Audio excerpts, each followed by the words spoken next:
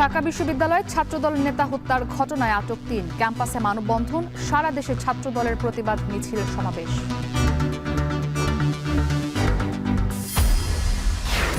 বন্দর না এখানে আর কেউ আসতে পারে না ভাই, আমাদের চিকিৎসা দরকার, তো এই হৃৎপিণ্ডের চিকিৎসার দরকার, আমাদেরকে সবচেয়ে সেরা চিকিৎসক এটার পেছনে দিতে হবে, যাতে এই হৃৎপিণ্ড বিরাট এখানে আমাদের বানিয়ে দিতে পারে। চট্টগ্রাম বন্দর নিয়ে ভুল বোঝানো হচ্ছে, বিদেশি অপারেটর নিয়ে শঙ্কার কিছু নেই বললেন প্রধান উপদেষ্টা। বিকেলে যোগ দেবেন বিশ্ববিদ্যালয়ের সমাবর্তনে।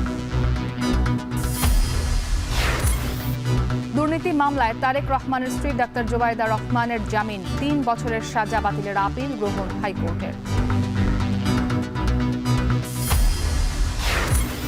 পুলিশের মারণাস্ত্র প্রত্যাহারে বেপরোয়া হতে পারে সন্ত্রাসীরা, শঙ্কা অপরাধ বিশেষজ্ঞদের। রাজনৈতিক স্বার্থে ব্যবহার বন্ধের তাগিদ। এবং শুটিং ফেডারেশনের অস্ত্র জুলাই আন্দোলনের বিরুদ্ধে ব্যবহারের অভিযোগ, কমিটির আগে যাচাই বাছাই করতে চায় ক্রীড়া পরিষদ।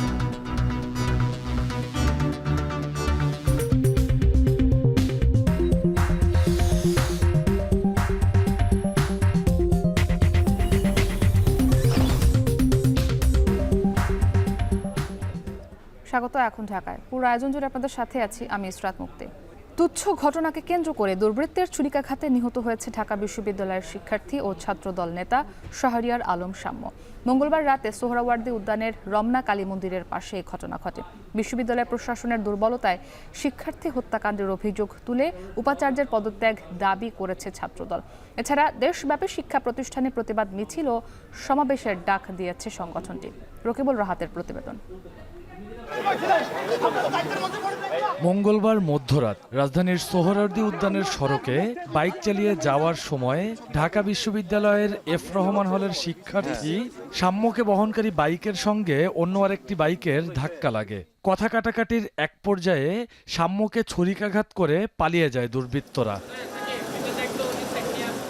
গুরুতর আহত অবস্থায় শাম্যকে উদ্ধার করে ঢাকা মেডিকেল কলেজ হাসপাতালের জরুরি বিভাগে নিয়ে আসলে কর্তব্যরত চিকিৎসক রাত 12:30টার দিকে তাকে মৃত ঘোষণা করেন। নিহতের খবর ছড়িয়ে পড়লে হাসপাতালে জড়ো হন বিক্ষুব্ধ সহপাঠী এবং শিক্ষার্থীরা। এ সময় হাসপাতালে আসেন ছাত্রদলের সভাপতিও। বলেন, সোহরাওয়ার্দী উদ্যান নিয়ে বারবার বিশ্ববিদ্যালয় প্রশাসনকে বলা হলেও উদাসীন ছিল তারা। শাম্যের উপর হামলা প্রশাসনের দুর্বলতার প্রতিফলন বলে মনে করেন ছাত্রদল সভাপতি। ঢাকা বিশ্ববিদ্যালয়ের শিক্ষা ভবন থেকে আপনি যদি সুফিয়া কামাল হল বলেন, এই স্পটটা আপনি দেখবেন কি ধরনের মাদক শিবিরের অবস্থান গ্রহণ করছে।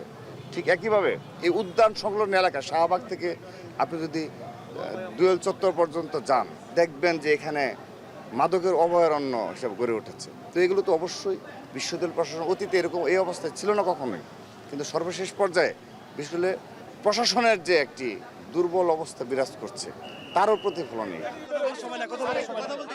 এক পর্যায়ে হাসপাতাল প্রাঙ্গণে আসেন ঢাকা বিশ্ববিদ্যালয়ের উপাচার্য অধ্যাপক নিয়াজ আহমদ। ক্ষুব্ধ শিক্ষার্থীদের তোপের মুখে গণমাধ্যমের সাথে কথা না বলেই হাসপাতাল এলাকা ত্যাগ করেন তিনি।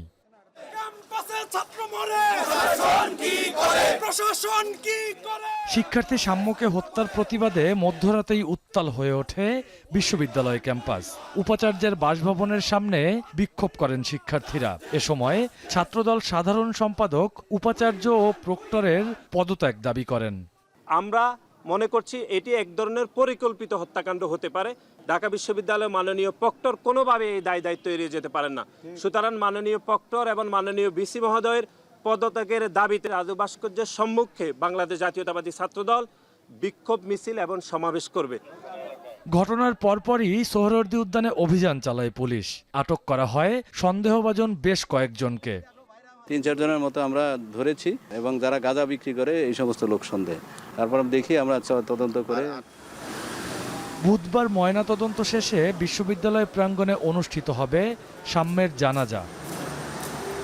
রকিবুল রাহাত, এখন ঢাকা। ঢাকা বিশ্ববিদ্যালয়ের শিক্ষার্থী ও ছাত্রদল নেতা শাহরিয়ার আলম শাম্য হত্যার ঘটনায় রাজধানীর গ্রিন রোড ও রাজা বাজার থেকে 3 জনকে আটক করেছে পুলিশ। এই মুহূর্তে ডিবি কার্যালয়ে ব্রিফিং চলছে, আমরা চলে যাচ্ছি সেখানে। জি, গত রাত 11টা 45 মিনিটের সময় রাজধানীর সোহরাওয়ার্দী উদ্যানের রমনা কালী মন্দিরের উত্তর পাশে যে বটগাছের কাছাকাছি একটা জায়গায়, ওখানে দুই পক্ষের সংঘর্ষ এবং হাতাহাতিতে ঢাকা বিশ্ববিদ্যালয়ের এক ছাত্র শাহরিয়ার আলম শাম্য নামক তিনি ছুরিকাহত হন এবং পরবর্তীতে তাকে উদ্ধার করে ঢাকা মেডিকেল কলেজ হাসপাতালে প্রেরণ করা হলে কর্তব্যরত চিকিৎসকগণ মৃত ঘোষণা করেন। পরবর্তীতে পুলিশ এই সংবাদ পাওয়ার পরে দ্রুত ঘটনাস্থল পরিদর্শন করে এবং এই ঘটনার সাথে জড়িত যারা তাদেরকে আইনের আওতায় নিয়ে আসার জন্য তৎপরতা আরম্ভ করে। ইতিমধ্যে এই ঘটনার সাথে প্রত্যক্ষভাবে জড়িত 3 জনকে আমরা আটক করতে সক্ষম হয়েছি। এই ঘটনায় ইতিমধ্যে একটা মামলা রুজু করা হয়েছে। যে 3 জন আমরা গ্রেফতার করেছি তাদেরকে বিজ্ঞ আদালতে প্রেরণের প্রক্রিয়া চলছে। যারা গ্রেফতার হয়েছেন তারা আসলে কি ঢাকা বিশ্ববিদ্যালয়ের ছাত্র, না তাদের পরিচয় কি পাওয়া গিয়েছে? প্রাথমিকভাবে যে 3 জনকে আমরা গ্রেফতার করেছি, একজন নাম হচ্ছে তামিম হাওলাদার, একজনের নাম সম্রাট মল্লিক, একজনের নাম হচ্ছে পলাশ সরকার। এই 3 জনের প্রাথমিক যে তথ্য আমরা পেয়েছি তারা 3 জনেই বহিরাগত এবং তাদের সাথে আরও লোকজন ছিল এবং বর্তমানে আমরা চেষ্টা করছি আর যারা এখানে ঘটনার সাথে জড়িত ছিল তাদেরকে আইনের আওতায় নিয়ে আসার জন্য এবং ঘটনার প্রকৃত রহস্য উদ্ঘাটনের জন্য। ঢাকা বিশ্ববিদ্যালয় এরিয়াতে যে ঘটনাগুলো ঘটলো, এরিয়া সরাসরি আপনারা আইন শৃঙ্খলা বাহিনীর পক্ষ থেকে কি ধরনের নিরাপত্তা বেষ্টনী তৈরি করবেন কিনা এই ঘটনার পরে প্রায় সময় ঘটনা ঘটছে? দেখুন, এখানে আমাদের নিয়মিত যে টহল কার্যক্রম সেটা সবসময় চলমান রয়েছে। যে কোনো অপ্রীতিকর ঘটনা এড়ানোর জন্য ঢাকা মেট্রোপলিটন পুলিশের পক্ষ থেকে যে নিয়মিত টহল কার্যক্রম এবং যে চেকপোস্টগুলো সেগুলো তো চলছে। এটা একটা বিচ্ছিন্ন ঘটনা বলে আমরা মনে করি এবং আশা করি খুব দ্রুততম সময়ের ভিতরে এই ঘটনার সাথে জড়িত যারা প্রত্যেককে আমরা আইনের আওতায় নিয়ে আসতে সক্ষম হব এবং এখানে যে উদ্দেশ্যে ঘটনাটা ঘটানো হয়েছিল সেই ঘটনার প্রকৃত রহস্য আমরা উদ্ঘাটন করতে পারবো। ধন্যবাদ। ডিবি কার্যালয়ে ছিলাম এতক্ষণ, বিস্তারিত জানছিলাম আমরা। ঢাকা বিশ্ববিদ্যালয়ের শিক্ষার্থী ও ছাত্রদল নেতা শাহরিয়ার আলম শাম্য হত্যার ঘটনায় রাজধানীর গ্রিন রোড ও রাজাবাজার থেকে 3 জনকে আটক করেছে পুলিশ। এই বিষয়ে ঢাকা বিশ্ববিদ্যালয়ের শিক্ষার্থী ও ছাত্রদল নেতা শাহরিয়ার আলম শাম্যের হত্যাকাণ্ডের সুষ্ঠু বিচার ও নিরাপদ ক্যাম্পাসের দাবি জানিয়েছে শিক্ষা ও গবেষণা ইনস্টিটিউটের শিক্ষার্থীরা। সকালে ঢাকা বিশ্ববিদ্যালয়ের ভিসি চত্বরে শাম্য হত্যাকাণ্ডের বিচারের দাবিতে বিক্ষোভ কর্মসূচি থেকে এই দাবি জানান তারা। বিক্ষোভে যোগ দিয়ে শিক্ষার্থীরা অভিযোগ করেন ক্যাম্পাসে বহিরাগতদের আগমন, ক্যাম্পাস সংলগ্ন এলাকায় মাদক সেবীদের উপস্থিতি শিক্ষার্থীদের নিরাপত্তার সংকট তৈরি করেছে। নিরাপদ ক্যাম্পাস তৈরিতে সোহরাওয়ার্দী উদ্যান সহ আশপাশের অবৈধ স্থাপনা উচ্ছেদের দাবিও জানায় তারা। সাধারণ শিক্ষার্থীদের পাশাপাশি শিক্ষকরাও যোগ দেন এই বিক্ষোভ সমাবেশে। এ সময় যে কোনো মূল্যে ক্যাম্পাসকে নিরাপদ ও শিক্ষার্থী বান্ধব রাখতে বহিরাগতদের প্রবেশ নিষিদ্ধে বিশ্ববিদ্যালয় প্রশাসনকে কঠোর হবার আহ্বান জানান শিক্ষকরা।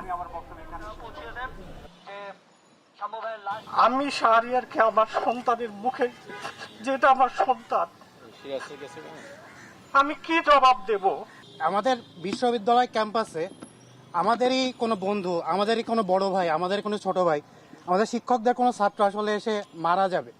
সোহরাওয়ার্দী উদ্যান নিয়ে আগে অনেক কথা হয়েছে, অনেক এফোর্ট নেওয়া হয়েছে, কেউ কেউ গেট লক করছে, কেউ কেউ অনেক কিছু করার চেষ্টা করছে, কিন্তু আলটিমেটলি কখনো কোনো ফল আমরা পাই নাই।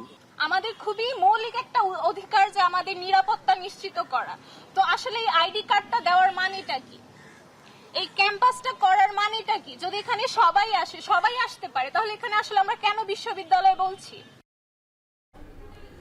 এ বিষয়ে আরো জানাতে যুক্ত হয়েছেন জাওয়াদ মাহমুদ। জাওয়াদ, জানাবেন ক্যাম্পাসের এই মুহূর্তের পরিস্থিতি কেমন দেখছেন? একই সঙ্গে শাম্যের জানাজা কখন অনুষ্ঠিত হবে?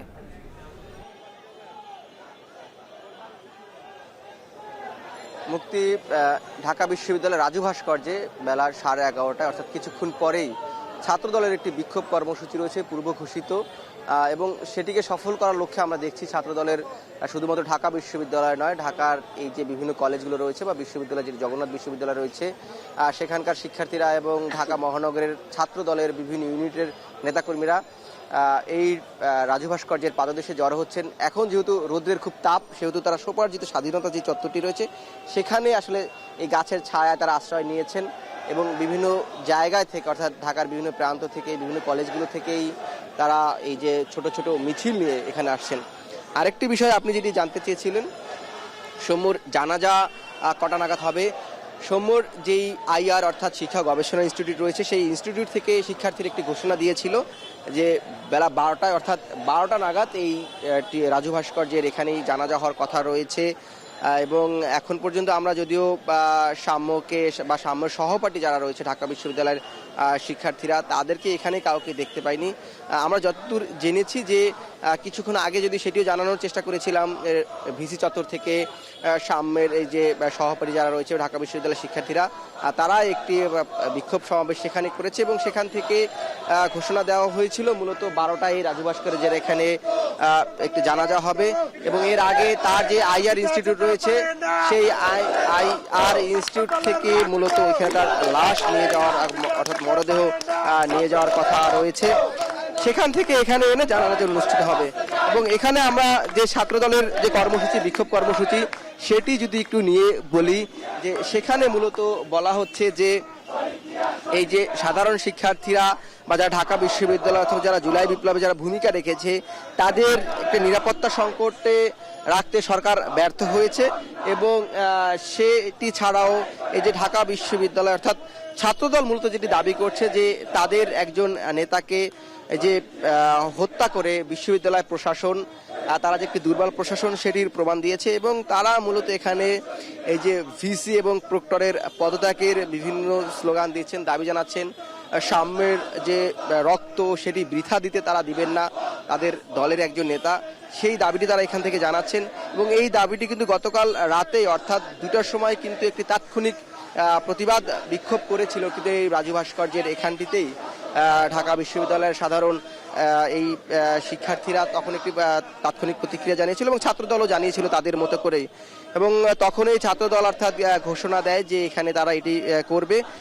এখান থেকে ছাত্রদলের ধারণা করা হচ্ছে, যেটি ছাত্রদলের নেতাকর্মী যাদের সাথে কথা বলেছি তারা বলছেন তারা মূলত এক দফার একটি ঘোষণা দিতে পারেন এবং এই ঘোষণাটি তারা মূলত রাতেই দিয়েছেন। এবং সেটি হচ্ছে ভিসি এবং প্রক্টরের এই পদত্যাগ, অর্থাৎ এই ক্যাম্পাসকে সন্ত্রাসমুক্ত করার জন্য নিরাপদ ক্যাম্পাস তৈরিতে বহিরাগতদের যে আগমন সেটি রক্ষায় এই প্রশাসনের ব্যর্থতা রয়েছে। এবং সেই ব্যর্থতার কারণেই ভিসি এবং প্রক্টরের দাবি, পদত্যাগের দাবি তারা জানাবে, এমনটি তারা বলছেন। এই ছিল ঢাকা বিশ্ববিদ্যালয় এলাকা থেকে আমার কাছে সাম্য হত্যার সব শেষ। জাওয়াদ মাহমুদ যুক্ত ছিলেন ঢাকা বিশ্ববিদ্যালয় এলাকা থেকে। চট্টগ্রাম বন্দর শুধু দেশ নয়, পুরো দক্ষিণ এশিয়ার হৃৎপিণ্ড। তাই দেশের অর্থনীতিকে সমৃদ্ধ করতে হলে এই বন্দরের উন্নয়নে কাজ করার কথা জানিয়েছেন প্রধান উপদেষ্টা ডক্টর মোহাম্মদ ইউনূস। বন্দর পরিচালনায় বিদেশি প্রতিষ্ঠানকে নিয়োগের ওপর গুরুত্ব আরোপ করেন তিনি। আগামী 6 মাসে বন্দরের দৃশ্যমান পরিবর্তন আনার তাগিদ দেন প্রধান উপদেষ্টা। হোসেন জিয়াদের প্রতিবেদন। ক্ষমতা নেয়ার 9 মাস পর নিজ জন্মভূমি চট্টগ্রামের মাটিতে পা রাখেন প্রধান উপদেষ্টা। সকাল 9টা 20 মিনিটে বাংলাদেশ বিমানের ফ্লাইটে পৌঁছান চট্টগ্রাম বিমানবন্দরে। সেখানে তাকে অভ্যর্থনা জানান মেয়র, জেলা প্রশাসক সহ সরকারের ঊর্ধ্বতন কর্মকর্তারা। এর পরপরই তিনি পৌঁছান চট্টগ্রাম বন্দরে, ঘুরে দেখেন বন্দরের অপারেশন কার্যক্রম। এ সময় বন্দর সংশ্লিষ্ট কর্মকর্তা ও ব্যবসায়ীদের সাথে এক মতবিনিময় সভায় অংশ নেন। বলেন, চট্টগ্রাম বন্দর দেশের অর্থনীতির হৃৎপিণ্ড। এ বন্দরের সক্ষমতার উপর দেশের আগামীর অর্থনীতি ও বাণিজ্য পুরোপুরি নির্ভর করছে। এ বন্দরকে বিশ্বমানে নিয়ে যেতে হবে, তাই বন্দরে বিদেশি অপারেটর নিয়োগ দেওয়ার কোনো বিকল্প নেই। লিজ যখন দিয়েছি, তারা যখন বানাচ্ছে, এটা তাদের বন্দর, তাদেরকে রোজগার করে টাকাটা উঠাতে হবে। তারা তাদের সেই প্রযুক্তি দিয়ে এটাকে বানাবে। কথাটা এখানেই শেষ হলো না যে তাদের প্রযুক্তি দিয়ে বানাবে। তারা আগে যত টার্মিনাল বানিয়েছে, বন্দর বানিয়েছে, যেখানে যেখানে বানিয়েছে, তাদের অভিজ্ঞতা হয়েছে। তাদের সেই সর্বশেষ প্রযুক্তি, সর্বশেষ অভিজ্ঞতা এখানে আনবে।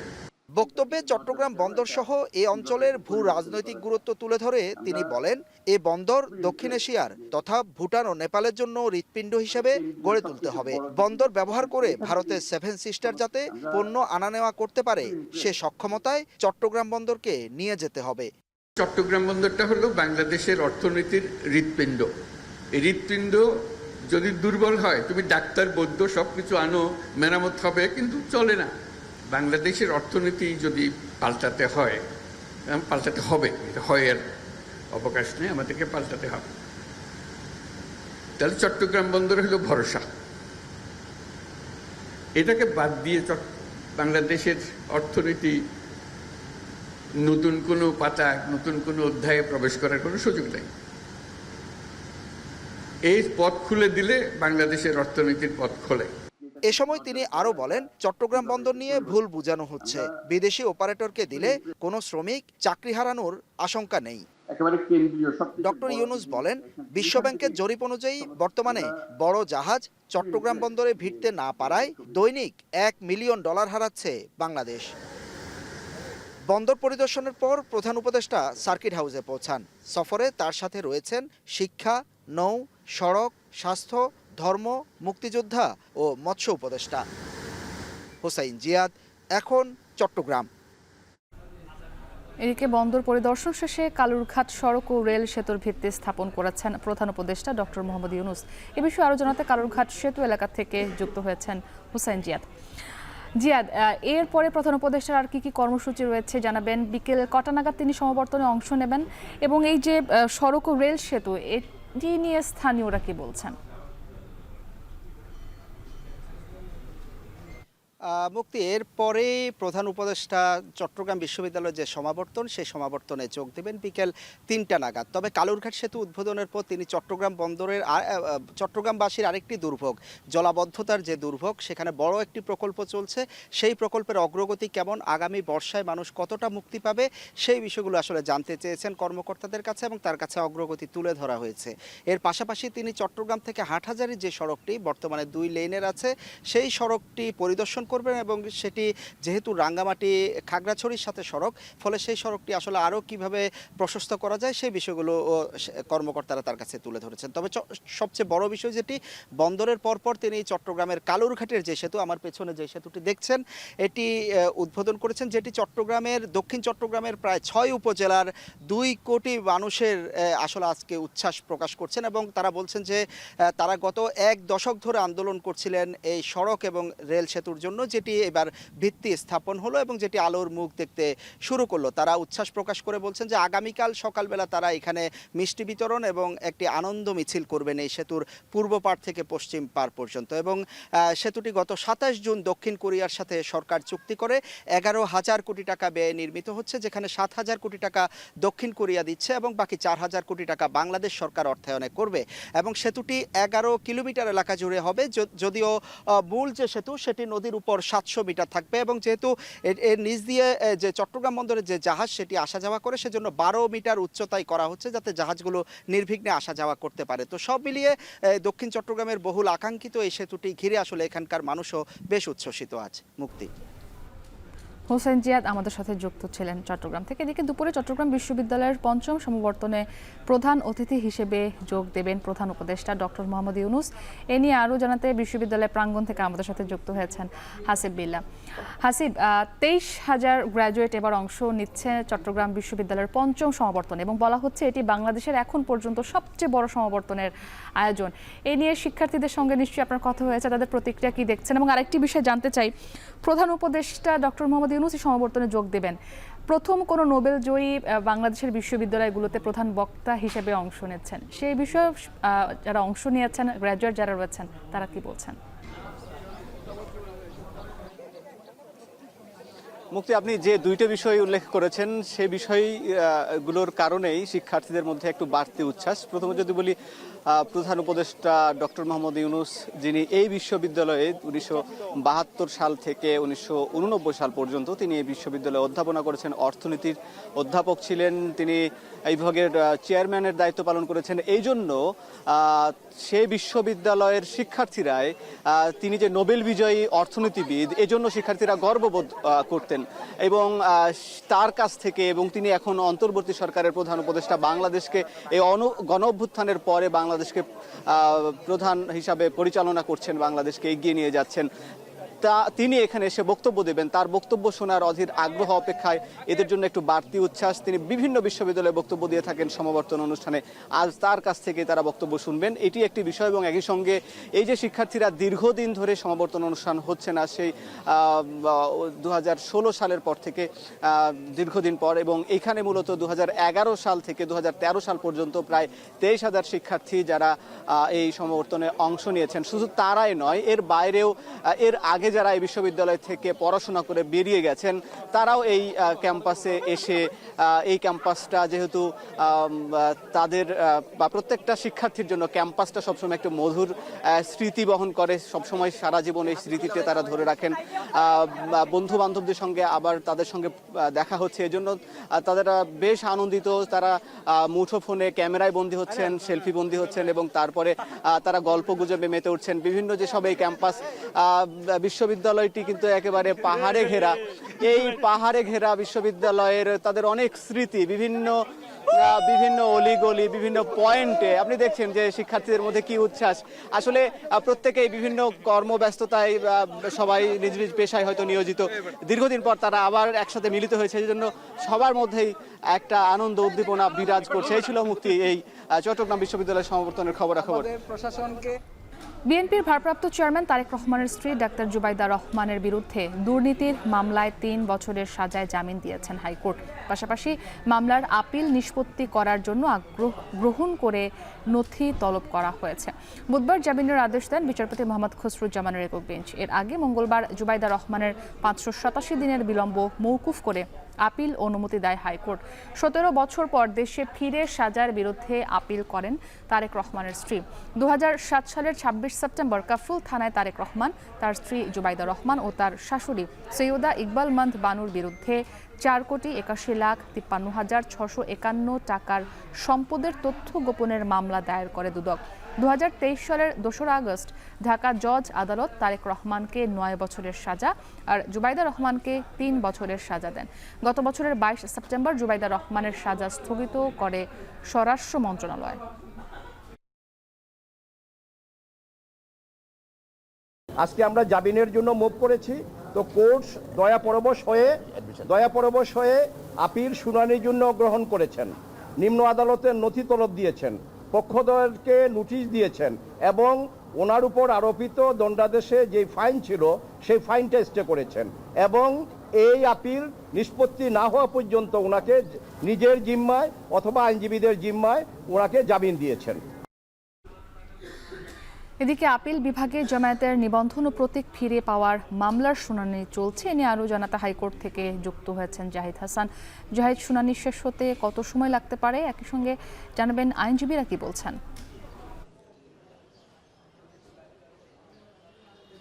জামায়াতের আপিল শুনানি দ্বিতীয় দিনের মতো চলছে। গতকালকে শুনানি হয়েছে, তার আগেও এর শুনানি হয়েছে, টানা দ্বিতীয় দিন শুনানি চলছে। প্রধান বিচারপতি সৈয়দ রেফাত আহমেদের নেতৃত্বে 4 বিচারপতির আপিল বেঞ্চে শুনানি হচ্ছে।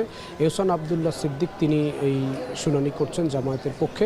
তাদের যে যুক্তিটি আজকে তারা যে বিষয় শুনানি করছেন সেটি হচ্ছে প্রতীক ফিরে পাওয়া। গতকালকে তারা মূলত নিবন্ধন ফিরে পাওয়ার উপরে আইনি যুক্তি তুলে ধরেছেন, আজকে তারা প্রতীক ফিরে পাওয়ার উপরে আইনি যুক্তিগুলো দিচ্ছেন।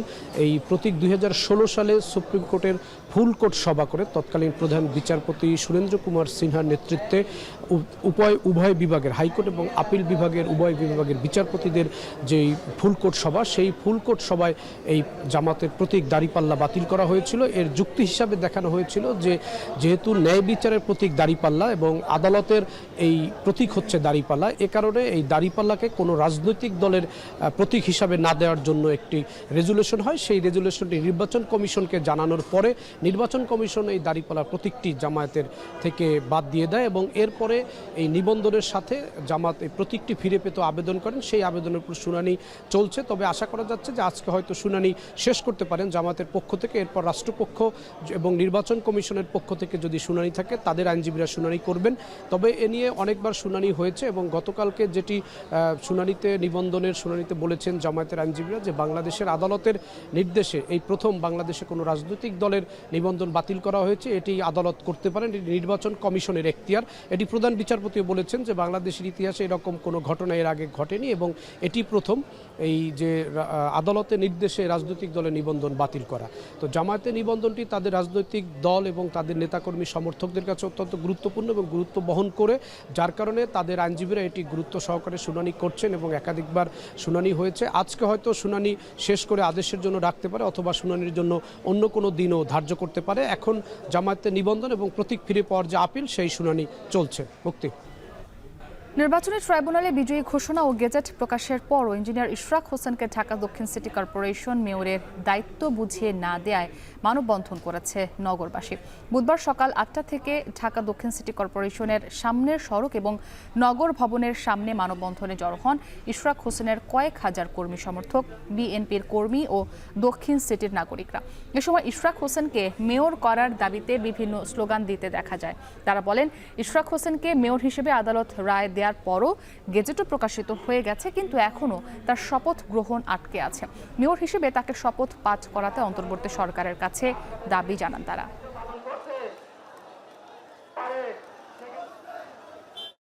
মহামান্য আদালতকে এক হিসাবে এটা অবমাননা করা হচ্ছে যে ওনারা রায় দেওয়ার পরও এটা কার্যকর হচ্ছে না। তো রাজপথ ছাড়া তার কোনো সমাধান নাই। আইন মন্ত্রণালয় আইন বহির্ভূত করে ওনারা কি হচ্ছে এটা বাধাগ্রস্ত করছে, ওনাদেরকে ওনার শপথে বাধাগ্রস্ত করছে। আমরা চাই আদালতের রায় এবং নির্বাচন কমিশনের রায় অতি তাড়াতাড়ি বাস্তবায়ন হোক। পুলিশের হাতের মারণাস্ত্র উঠিয়ে নিলে সন্ত্রাসীরা আরও বেপরোয়া হতে পারে। যে কোনো অভিযানে পুলিশেরই হতাহতের সংখ্যা বাড়তে পারে বলে শঙ্কা অপরাধ বিশেষজ্ঞদের। বলেন, অস্ত্র প্রত্যাহার নয়, বরং বাহিনীটিকে ব্যবহার করে স্বার্থ হাসিল করার মানসিকতার পরিবর্তন জরুরি। নাজমুস সাকিবের প্রতিবেদন।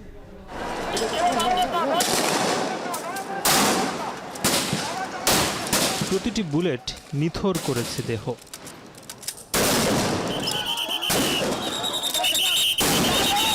দেখে মনে হবে এই আক্রমণ হামলার উদ্দেশ্য কেবল মৃত্যু ঘটানো। চাইনিজ রাইফেল, সাবমেশিন গান ও 9mm এর মতো পিস্তল পুলিশের হাতে তুলে দেওয়া হয় আওয়ামী লীগ সরকারের আমলেই, যার বড় ব্যবহার হয় গত বছরের জুলাই আগস্ট হত্যাকাণ্ডে। ছাত্র জনতার অভ্যুত্থানে গত 5 আগস্ট আওয়ামী লীগ সরকারের পতনের পর বিভিন্ন মহলে দাবি ওঠে পুলিশের হাত থেকে মারণাস্ত্র তুলে নেয়ার। ফেব্রুয়ারিতে হওয়া ডিসি সম্মেলনেও একাধিক প্রশাসক পুলিশের হাত থেকে এসব মরণঘাতী অস্ত্র তুলে নেয়ার পক্ষে মত দেন। পুলিশের হাতে যেন আর কোনো মরণাস্ত্র না থাকে। এমন প্রেক্ষিতে গত সোমবার স্বরাষ্ট্র উপদেষ্টা জানান, মরণঘাতী এসব অস্ত্র আর থাকছে না পুলিশের হাতে। বন্ধুকে গুলি করতে পারে, পুলিশ তো জনগণের বন্ধু। তাহলে গত জুলাই আগস্টে যে হত্যাকাণ্ড, যার অধিকাংশই পুলিশেরই হাতে। সাম্প্রতিককালে বলা হচ্ছে পুলিশের হাতের যে মারণাস্ত্রগুলো আছে সেগুলো তুলে নেওয়া হবে, এবং সেগুলো যদি তুলে নেওয়া হয় তাহলে কি অপরাধীরা ভয় পাবে, কিংবা অপরাধীদের আইনের আওতায় আনা যাবে কতটা, সেটা নিয়েও বড় প্রশ্ন দেখা দিয়েছে। প্রায় 2 লাখের মতো এ বাহিনীটি জনগণের কাছাকাছি থেকে কাজ করেন, যাদের উদ্দেশ্য শুধু সেবা দেয়াই নয়, অপরাধ কিংবা সন্ত্রাস দমনের মতো বড় কাজ। এর জন্য তাদের হাতে থাকতে হয় আধুনিক সব অস্ত্র। উপমহাদেশে যেখানে বড় সন্ত্রাসীদের নিয়ন্ত্রণে পুলিশের হাতে মারণাস্ত্র তুলে দেওয়ার ঘটনা আছে, সেখানে বাংলাদেশে এসব অস্ত্র তুলে দিয়ে অপরাধ নিয়ন্ত্রণ করতে পারা যাবে কতটা, এমন প্রশ্ন ছিল পুলিশের সাবেক আইজিপি ও ঢাকা বিশ্ববিদ্যালয়ের এই শিক্ষকের কাছে। পুলিশের হাতে কি অস্ত্র থাকবে সেটা তো পরিষ্কার করতে হবে। তার কারণ অস্ত্র ছাড়া, শক্তি প্রয়োগ ছাড়া আইন শৃঙ্খলা রক্ষা করা বা অপরাধের সঠিক তদন্ত করা সম্ভব নয়। যাদের হাতে বিপর্যয়মূলক বা ধ্বংসমূলক বা মারণাস্ত্র আছে, তাদের বিরুদ্ধে পুলিশকে শুধু লাঠি নিয়ে মোকাবেলা করবে, অভিযান পরিচালনা করবে, সেটাই তো হবে না। তাহলে এই সিদ্ধান্তে আসতে গেলে রাষ্ট্রকে এটা নিশ্চিত করতে হবে দেশে কোনো ধরনের অবৈধ এবং মারণাস্ত্র কারো কাছেই থাকবে না। অতি উৎসাহী পুলিশের চেয়ে রাজনৈতিক সিদ্ধান্তের কারণেই হত্যাকাণ্ড বাড়ে পুলিশের হাতে। তাই মরণাস্ত্র রাখা যেতে পারে, তবে এর অনৈতিক ব্যবহার যেন কেউ না করতে পারে সেটা নিশ্চিত করতে হবে। নির্দেশের জায়গাগুলো নিয়ে যাতে পুলিশের মধ্যে থেকে কেউ কোনো রাজনৈতিক পরিচয়কে কাজে লাগিয়ে এই ধরনের জনগণের বিরুদ্ধে, জনস্বার্থের বিরুদ্ধে কোনো নির্দেশ দিতে না পারে। সুপারভিশনের ব্যাপার আছে, তত্ত্বাবধানকারী কর্মকর্তা যারা থাকবেন, যারা মাঠ পর্যায়ে নিশ্চিত করবেন যে অস্ত্রের যেন মাত্রাতিরিক্ত ব্যবহার না হয়, অপপ্রয়োগ না হয়, যেটা বিগত 5ই আগস্টের আগের 15 বছর আমরা দেখেছি। এপিবিএনের সংখ্যা খুবই কম, যাদের হাতে মারণাস্ত্র থাকলেও সেটা সুফল পুলিশের মতো আইনশৃঙ্খলা পরিস্থিতি ঠিক রাখতে কাজ করবে না বলে মনে করেন বিশেষজ্ঞরা। এপিবিএন ফোর্সও তো পুলিশ ফোর্সের মতোই হলো, এবার এপিবিএন তো সব জায়গায় থাকে না। নাজমুস সাকিব, এখন, ঢাকা।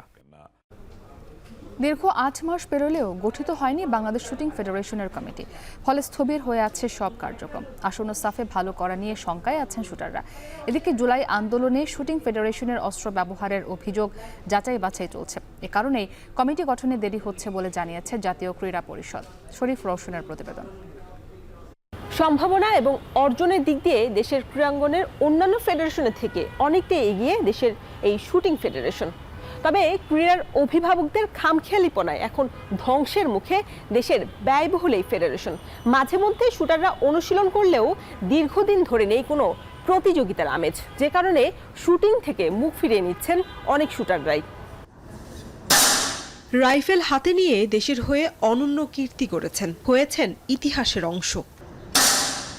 প্রথমবার বিশ্বকাপ শুটিংয়ে 10 মিটার এয়ার রাইফেল নিয়ে দেশের ইতিহাসে সেরা সাফল্য অর্জন করা সহজ কথা নয়। নিয়মিত অনুশীলন আর ডিসিপ্লিনের কারণেই সাফল্য পেয়েছিলেন কামরুন নাহার কলি। টোটালি এখন আউট অফ ট্র্যাক হয়ে গেছি, কারণ আমাদের কোচ নেই, আমাদের ফেডারেশনে টোটালি প্র্যাকটিস বন্ধ। দেশের 25টিরও বেশি ফেডারেশনের অ্যাডহক কমিটি ঘোষণা করলেও শুটিং ফেডারেশনের দিকে নজর নেই যুব এবং ক্রীড়া মন্ত্রণালয়ের। আমাদের সাফে একটা ভালো রেজাল্ট করার জন্য কিন্তু একটা টিমকে মিনিমাম 5 থেকে 6 মাস একটা হার্ড ট্রেনিং প্রসেসের মধ্যে দিয়ে যেতে হবে।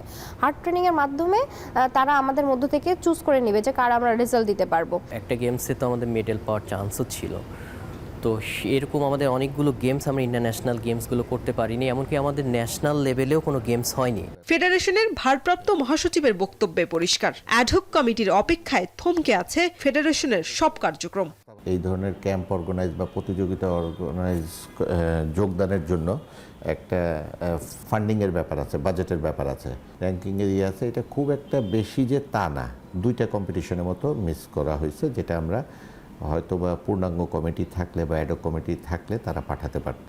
শুটিং ফেডারেশনের বন্দুক জুলাই আগস্টের অভ্যুত্থানে ব্যবহারের খবরে কমিটি ঘোষণার আগে অনেক বেশি সচেতন মন্ত্রণালয়। স্পোর্টস শুটিং ফেডারেশনের অ্যাডহক কমিটির প্রপোজাল আমরা পেয়েছি। আমরা এটা রাষ্ট্রের নির্দিষ্ট কয়েকটা সংস্থার ব্যাটিংয়ের জন্য আমরা পাঠিয়েছি। শুটাররা আশা করছেন দ্রুত সমস্যা সমাধান করে আবারও বন্দুক রাইফেল নিয়ে প্রতিযোগিতায় নেমে সাফল্য ছিনিয়ে আনবেন তারা। শরীফ রওশন, এখন, ঢাকা। জাতীয় রাজস্ব বোর্ডকে ভেঙে 2টি বিভাগে বিভক্ত করার প্রতিবাদে 3 দিনের কর্মবিরতি পালন করছে সংস্থাটির কাস্টমস, ভ্যাট ও আয়কর শাখার কর্মকর্তা কর্মচারীরা। সেখান থেকে যুক্ত হয়েছেন মিয়া আমিরুল। আমিরুল, কর্মকর্তা কর্মচারীদের মূল আপত্তির জায়গাটা কোথায়?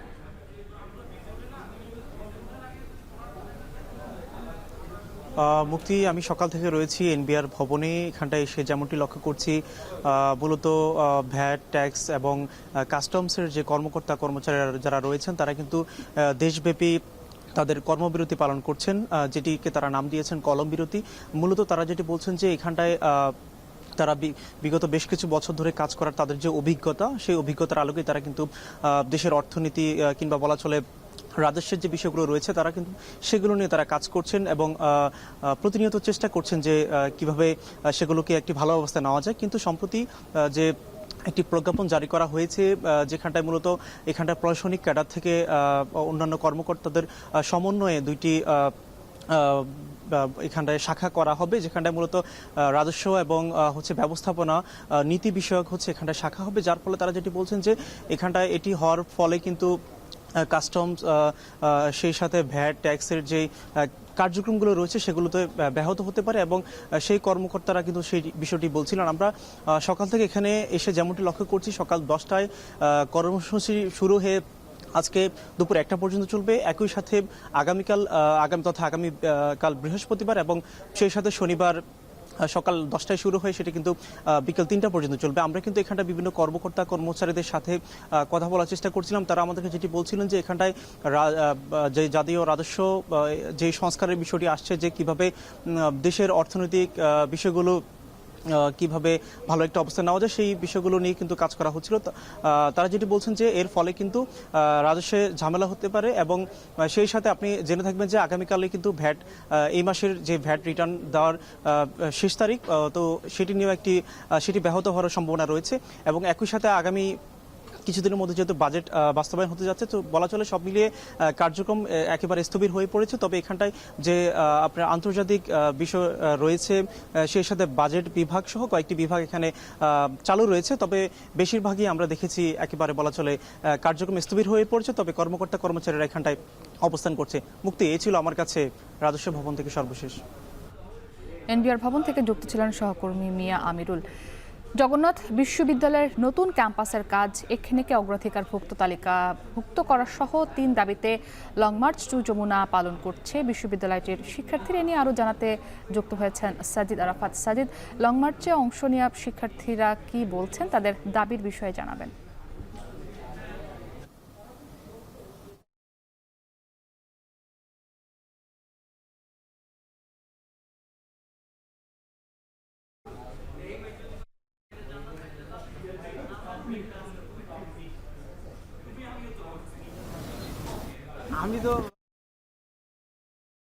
কর্মসূচি ঘোষণা করছেন এবং সেটি আমরা দেখেছি 11:30টার দিক থেকে শুরু হয়েছে। এই মুহূর্তে প্রায় কাছাকাছি চলে এসেছে, কোনো রকম বাধা বিঘ্ন ছাড়াই, অর্থাৎ আইন শৃঙ্খলা বাহিনী কিন্তু কোনো রকম বাধা বিঘ্ন দেয়নি। আমরা দেখতে পাচ্ছি এই মুহূর্তে শিক্ষার্থীরা একটু দেখাতে চাই, সাধারণ শিক্ষার্থীরা রয়েছেন এখানে, তারা মিছিল নিয়ে তারা যে 3 দফা দাবি, সেই 3 দফা দাবিতেই মার্চ টু যে যমুনা, সেই যমুনার দিকে যাচ্ছেন। এই মুহূর্তে মৎস্য ভবন এলাকায় কিছুটা ব্যারিকেড দেওয়ার চেষ্টা করা হয়েছে আমরা দেখেছি, তবে সেটি তাদেরকে আটকানো যায়নি। তারা এখন একেবারে যমুনার দিকেই কিন্তু যাচ্ছেন বলা চলে এবং তাদের যে 3 দফা দাবি, সেটি আবাসন ব্যবস্থা নিশ্চিত না হওয়া পর্যন্ত জগন্নাথ বিশ্ববিদ্যালয়ের যে 70% শিক্ষার্থীর আবাসন বৃত্তি সেটি কার্যকর করার একটি দাবি রয়েছে এবং জগন্নাথ বিশ্ববিদ্যালয়ের 2025-26 অর্থ বছরের জন্য যে প্রস্তাবিত পূর্ণাঙ্গ যে বাজেট, সেটি কাটছাট না করে পূর্ণাঙ্গ বাজেট অনুমোদন করার দাবি তারা তুলেছে। এবং আরেকটি বিষয়ে জগন্নাথ বিশ্ববিদ্যালয়ের দ্বিতীয় ক্যাম্পাসের যে কাজ পরবর্তী একনেক সভায় অনুমোদন করে অগ্রাধিকার প্রকল্প বাস্তবায়ন করা, এই মোটা দাগে এই 3টি দাবিতেই কিন্তু তারা আজকে পথে নেমেছে এবং এই মুহূর্তে আমরা দেখছি এখানে সাধারণ শিক্ষার্থীরা, সব বয়সী বিশ্ববিদ্যালয়ের বিভিন্ন বিভাগের শিক্ষার্থীরা এখানে রয়েছেন এবং সেই শিক্ষার্থীরা কিন্তু তাদের জগন্নাথ বিশ্ববিদ্যালয়ের যে ক্যাম্পাস, সেই ক্যাম্পাস থেকে মিছিল নিয়ে, প্রতিবাদ মিছিল নিয়ে তারা কিন্তু বংশাল হয়ে, গুলিস্তান হয়ে, সচিবালয়ের সামনে দিয়ে, হাইকোর্টের সামনে দিয়ে এই মুহূর্তে মৎস্য ভবন এলাকা পার হচ্ছে এবং আর কিছুক্ষণ পরেই সামনেই যমুনা, সেই যমুনায় গিয়ে তারা তাদের যে দাবি দেওয়া এবং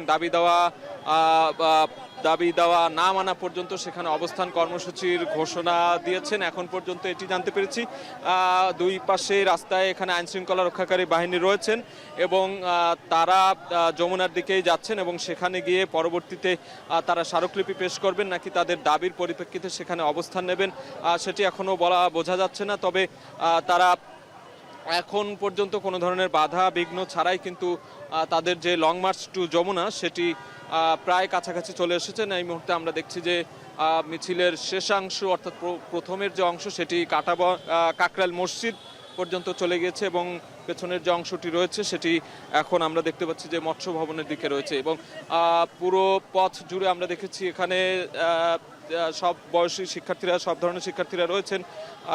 বিভিন্ন ব্যানারে যে শিক্ষার্থীরা রয়েছেন, বিভিন্ন রাজনৈতিক ব্যানারে সাধারণ শিক্ষার্থী, সবাই কিন্তু তাদের এই দাবি দাওয়াগুলোর প্রতি সংহতি জানিয়ে মিছিল নিয়ে তারা কিন্তু এই পথে আসছেন এবং এখন পর্যন্ত কোনো ধরনের বাধা বিঘ্ন পথে পড়েনি। তারা তাদের যে দাবি দেওয়া, সেই দাবি দেওয়ার পক্ষে স্লোগান নিয়ে এই মুহূর্তে যমুনার কাছাকাছি চলে এসেছেন। পরবর্তীতে যমুনায় গিয়ে হয়তো তারা স্মারকলিপি দেবেন কিংবা সেখানে অবস্থান কর্মসূচি করবেন, যাই করেন না কেন সেটি আমরা সরাসরি দেখানোর চেষ্টা করব। তবে 3 দফা দাবির পক্ষে তারা যে স্লোগানগুলো দিচ্ছিলেন, তা আমরা ক্যাম্পাসে মিছিল দেখেছি, ক্যাম্পাস থেকে বের হয়ে তারা এই যমুনার দিকে আসছেন এবং এই মুহূর্তে আমরা দেখতে পাচ্ছি এখানে আইন শৃঙ্খলা রক্ষাকারী বাহিনী রয়েছেন, তারাও কিন্তু বেশ সরব হয়ে উঠেছেন। অর্থাৎ কাকরাইল মসজিদ পার হতে দেবেন কিনা এমন একটি বিষয় আমরা দেখতে পাচ্ছি সেটি হয়তো আর কিছুক্ষণ পরে জানাতে পারবো। এই ছিল আমার কাছে এই মুহূর্তে জগন্নাথ বিশ্ববিদ্যালয়ের যে লং মার্চ, সেই লং মার্চ কর্মসূচির সবশেষ খবর। ময়মনসিংহের শানকিপাড়া রেল ক্রসিং এলাকায় রেলওয়ের জায়গা উচ্ছেদ অভিযান পরিচালনা করছে প্রশাসন। এ বিষয়ে আরও জানাতে যুক্ত হয়েছে ইমতিয়াজ আহমেদ। ইমতিয়াজ, জানাবেন এখন পর্যন্ত কি পরিমাণে অবৈধ স্থাপনা উচ্ছেদ করা হয়েছে? মুক্তি, রেলওয়ের ভূ সম্পদ কর্মকর্তা, বিভাগীয় ভূ সম্পদ কর্মকর্তা নাসিরুদ্দিন মাহমুদের নেতৃত্বে বাংলাদেশ সেনাবাহিনী এবং জেলা প্রশাসকের এক্সিকিউটিভ ম্যাজিস্ট্রেট সহ আইন শৃঙ্খলা বাহিনী যে রয়েছে তাদের সম্মিলিত প্রয়াসে কিন্তু ময়মনসিংহের যে শানকিপাড়া রেল ক্রসিং বাজার রয়েছে, এখানে প্রায় 250 থেকে 300 বিভিন্ন ছোট বড় স্থাপনা, ব্যবসা প্রতিষ্ঠান রয়েছে। সেগুলো কিন্তু রেলওয়ের জায়গা, যেখানে দীর্ঘদিন ধরে অবৈধভাবে স্থাপনা নির্মাণ করে কিন্তু ব্যবসা বাণিজ্য করে আসছিল ব্যবসায়ীরা। সেটি উদ্ধারের জন্য কিন্তু সকাল থেকে রেলওয়ের পক্ষ থেকে কিন্তু এই উচ্ছেদ অভিযান পরিচালনা করা হয়। এখন পর্যন্ত আমরা দেখতে পেরেছি প্রায় 60 থেকে 70টি দোকান কিন্তু ভাঙচুর করা হয়েছে। যেটা আমরা আসলে রেলওয়ে ভূসম্পদ কর্মকর্তার কাছ থেকে আমরা যেটা জানতে পেরেছি সেটা হলো যে দীর্ঘদিন ধরে ময়মনসিংহ সিটি কর্পোরেশনের পক্ষ থেকে রেলওয়ের যে জায়গাটি সেটি কিন্তু অবৈধভাবে লিজ দেওয়ার মাধ্যমে তারা কিন্তু ব্যবসা প্রতিষ্ঠান পরিচালনা করে আসছিলেন, এবং যার কারণে দীর্ঘদিন ধরে বাংলাদেশ রেলওয়ে তাদের রাজস্ব আদায় থেকে কিন্তু বঞ্চিত হচ্ছিল। এবং আজকে অনেক দিন পর রেলওয়ে কর্তৃপক্ষ বলছেন যে তাদের জায়গা তারা আসলে পুনরুদ্ধারের জন্য তারা কাজ করে যাচ্ছেন এবং ফিরে পাচ্ছেন তাদের জায়গা, এবং রেলওয়ে এখানে তাদের রাজস্ব আবার ফিরে পাবে। এখানে যেহেতু ক্ষুদ্র মাঝারি ব্যবসায়ীরা রয়েছেন, তারা ক্ষতিগ্রস্ত হয়েছেন, আমরা তাদের বিষয়টি নিয়ে একটু জানতে চেয়েছিলাম। ভূসম্পদ কর্মকর্তা আমাদেরকে যেটি জানিয়েছেন যে মূলত এই যে ঘুরিয়ে দেওয়া যে জায়গাগুলো রয়েছে সেখানে তারা বিভিন্ন স্থাপনা, দোকান নির্মাণ করবেন, এবং যারা ব্যবসায়ী রয়েছেন ক্ষতিগ্রস্ত তাদের মাধ্যমে, লিজের মাধ্যমে তাদেরকে আবার ব্যবসার সুযোগ দেওয়া হবে বলে তারা আমাদেরকে জানিয়েছেন। সব মিলিয়ে এখন পর্যন্ত ময়মনসিংহ রেলওয়ের উচ্ছেদ অভিযানের সর্বশেষ এই ছিল আমার কাছে। মুক্তি। ইমতিয়াজ আহমেদ যুক্ত ছিলেন ময়মনসিংহ থেকে। এখন ঢাকা শেষ করার আগে শিরোনামগুলো আরও একবার। ঢাকা বিশ্ববিদ্যালয়ে ছাত্রদল নেতা হত্যার ঘটনায় আটক 3। রাজু ভাস্কর্যের সামনে জানাজার প্রস্তুতি, ক্যাম্পাসে প্রতিবাদ মিছিল, সমাবেশ।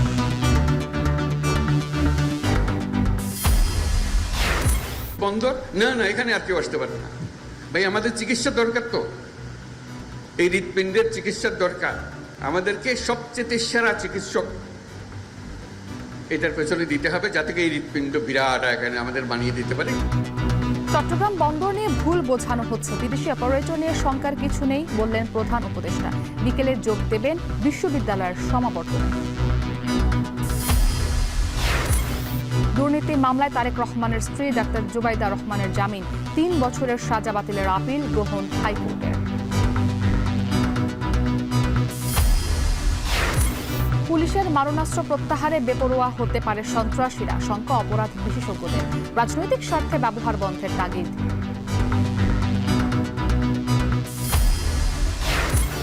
এবং জুলাই আন্দোলনে শুটিং ফেডারেশনের অস্ত্র ব্যবহারের অভিযোগ যাচাই বাছাই চলছে। এ কারণেই কমিটি গঠনের দেরি, দাবি ক্রীড়া পরিষদের।